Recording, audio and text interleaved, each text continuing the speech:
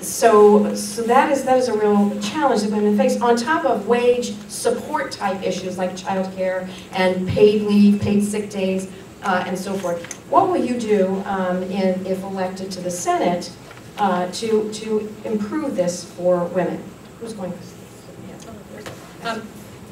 Terry, thank you very much for bringing that up, because I mean the fact is that in Maryland women make, I think it's on, women make 78 cents on the dollar, but for African American women that number is 70 cents on the dollar, and for Latina women it's a staggering 49 cents on the dollar. That means that she can work half of the year and still not make the same as her male counterparts. And this is unacceptable, this kind of wage inequality, because it costs women all along. It costs the contributions to Social Security. It costs the contributions to a 401k plan and into retirement. It is why I have led and joined our colleagues in fighting for equal pay for equal work. When we launched our women's economic agenda along with Leader Pelosi 2 Congresses ago, no one thought we would be able to raise the conversation about equal pay for equal work, the importance of providing child care so that people,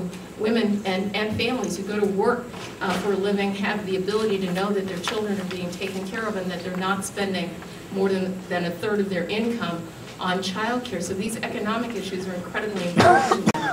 I introduced 2 Congresses ago the wages bill, and what it was designed to do was actually to raise those tipped wages for workers, and it was actually a rather modest increase of making it 70 cents on the dollar for tipped wages, and then the rest made up in tips.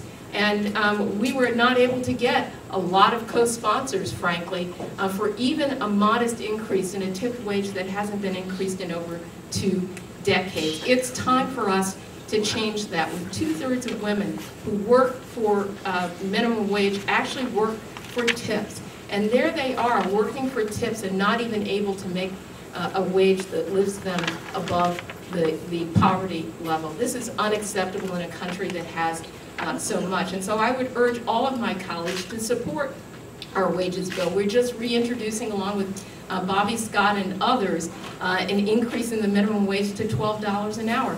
It probably needs to be at about $15 an hour, and eliminate the tipped wage altogether.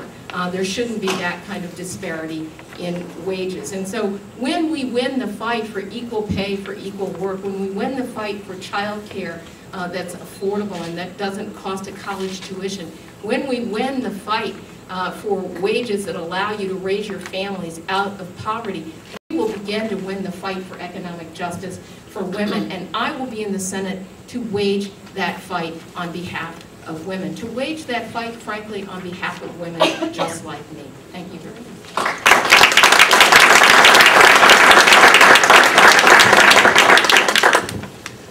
Well, these are the issues at the heart of the debate, economic and social justice. I'm proud to have been elected by my colleagues in the Democratic Congress to head up the Budget Committee in the House of Representatives. And when I put forward the budget for our caucus, the issues we're talking about are at the heart of that budget. In addition to an action plan that I unveiled back in January, long before this race began, an action plan to grow the paychecks of everybody, not just the wealthy few. Now, the focus of both these efforts is on the fact that Americans are working harder than ever before, that productivity from workers is going up and up and up, but paychecks have been flat and stagnant for years and years. The benefit from that increased worker productivity is all flowing to people at the very top and not translating to workers who are working hard every day. So our number one challenge is to change that dynamic. And the proposals I put forward, number one, focus on increasing wages. Yes, equal pay for equal work. That is something that is a fundamental question of fairness. It's also a question of economy and making sure that we can all recognize that we're in this together. Number two, increasing the minimum wage. We're going to be introducing, Bobby Scott is going to be the lead sponsor. We're going to all introduce the increase in the minimum wage. And yes, There's the fight for $15 minimum wage that we need to continue to fight for as well. But we need to go beyond that. We need to change a tax code that right now is rigged in favor of those who are making money off of money and against making money off of hard work. It makes no sense that someone who has a capital gains from investing money gets a lower tax rate than people who are working hard for wages. That makes no sense at all. So I proposed a plan that would actually apply a fee on Wall Street trade, stocks and bonds and derivatives, and use that money to restructure our tax code so we can increase the child independent care tax credit, so we can provide a saver's credit. And by the way, these are refundable in this plan so that they are benefiting middle income people and lower income people who are working their way into the middle class, because if you're struggling for a paycheck and making a $12,000, $15,000 a year, how can you afford $4,000 worth of child care? So as part of our plan and the President's plan, we address those kind of issues. Secondly, investments. We need to make those investments in early education. That is a fundamental part of our plan as well. So if we're really going to tackle these issues, we need to address them from the very beginning, at the earliest ages, through quality education and quality child care. We need to make college more affordable, and then we need a tax code that rewards hard work and increases pay for women who are unfairly paid because of the big gap, but also to increase the pay of everybody who is working hard and falling behind or feels like they're on a treadmill. And that's why we need the fundamental plan I put forward and is in our budget. We just need to fight to win it, and we can talk more about how to do that, because these are all good ideas in concept, but until we get them done and have these policies translated in the real world in places like Baltimore, we're just talking about them, not getting them done. And so getting things done is got to be part of our overall plan. It's not just federal level, state level, and community and city level as well. Thank you.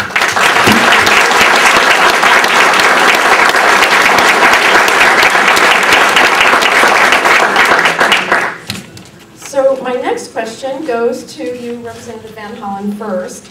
Continuing on this theme of economic justice for women, after working a lifetime at unequal pay, women go into their retirement years with a genuine and actually reality-based fear of outliving their savings. I don't have the statistics in front of me, but an alarmingly high number of women of color rely on Social Security for 100% of their monthly income after the age of 70. It is a real issue. Now, the National Organization for Women, along with allies, really took a lead in stopping threatened cuts to Social Security benefits that started in 2010 when disaster struck and the Tea Party kind of took over the House of Representatives. We won that battle. It took us several years, but we won that battle, and frankly now the conversation on Social Security has shifted. The question is not solely do we stop cuts. The question really is how can we expand our Social Security system, both on the resources side and on the benefits side. So can you talk a little bit about the kinds of benefits, child care, the caregiver's credit, the various expansion proposals that have been made, as well as proposals to expand the resources by getting incomes into the system? Yes, first of all, I do think it's worth spending a minute just to say that Social Security has been an incredible success story for our country and is one of the reasons we don't have millions more seniors living in poverty. So we've got to do everything we can to protect it, and then we need to modernize and expand it in a number of ways. So first of all, I was proud to join with Leader Pelosi when we were fighting to get the majority in 2006 to stop the privatization effort to Social Security that George Bush was fighting for, and we did that. We did that. Secondly, there is a continuing effort to cut back on benefits. In fact, part of the Republican budget plan right now is to say they're not going to pay Social Security disability benefits unless they can cut back the other part of Social Security right this year and next year. So we need to fight that, which is why I offered an amendment in the Budget Committee to say no benefit cuts to Social Security, supported by all my Democratic colleagues, but opposed by our Republican colleagues. Now, what do we need to do to expand Social Security? Number one, the minimum benefit under Social Security is way too low.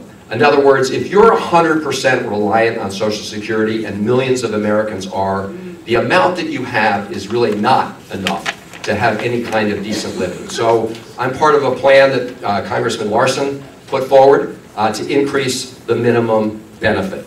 That plan also would include an expansion of the other benefits in Social Security. Now, these are all linked issues. Clearly, when you have the problem with pay equity, it means women are earning more every day on the earning less every day on the job, and that translates into a lower base for Social Security. And so, one of the now proposals which I support would be to change that inequity so that people who are at home caring for a child or a sick loved one would get credit under Social Security, so they're not penalized for that lost time in the workforce. So these are all things we need to do under the Larson bill, which, by the way, is the only bill in Congress that would put Social Security on a sustainable solvency basis. What it does is lift the cap on how much people contribute in their paycheck to Social Security to higher wages in the range of around $400,000, and over time close the gap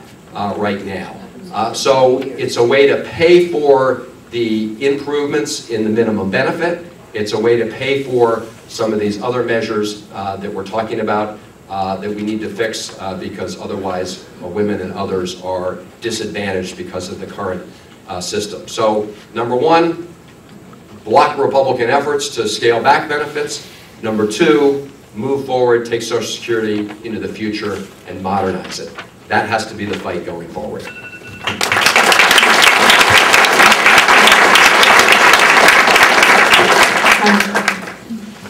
Thank you very much.